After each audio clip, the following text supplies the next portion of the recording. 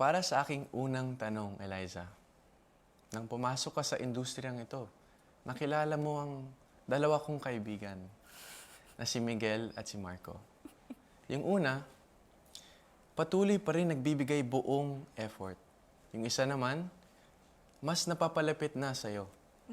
So Eliza, ang tanong ko sa'yo, ano ang tunay mong nararamdaman para sa kanilang dalawa? Thank you for that wonderful question, Inigo.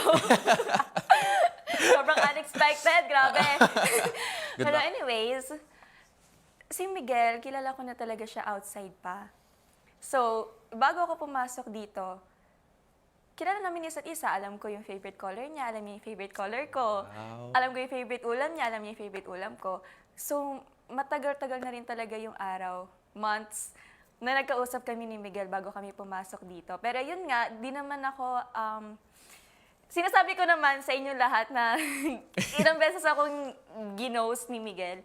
So, bago ako pumasok dito, yung loob ko sa kanya, hindi na talaga ganun kalalim kung ano yung nararamdaman ko sa kanya before. Kasi bago ako pumasok dito, down bad talaga ako kay Miguel. Hindi ko i-deny yan. As in, down bad. Crush na crush mo Crush na talaga crush si ko Miguel? talaga si Miguel. As in, nagpaparinig pa ako sa kanya. Pero, ayun, anyways, si Marco naman, ako, syempre hindi ko rin naman in-expect na day zero pa lang, nagkakausap na kami ni Marco. Tapos, hindi ko na rin alam talaga kung kailan nag-start.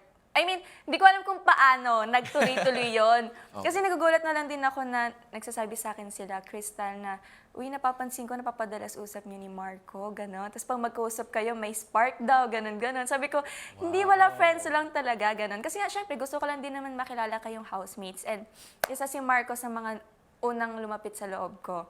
And syempre, hindi ko rin naman in-expect na may madedevelop na hindi lang pala basta ganun-ganun lang, and makikilala ko siya, makikilala niya ako.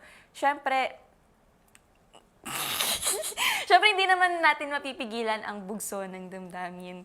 Tama. Pero yon, si Miguel naman kasi, hindi naman talaga siya, I mean, wala naman talaga siyang plan na ipagpatuloy yon. Like, syempre, hindi niya rin naman in-expect na nandito ako. And si Marco, very consistent siya since day one.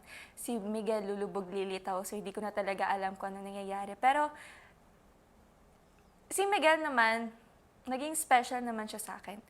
And right now, si Marco, he's very, very special to me. Ayun.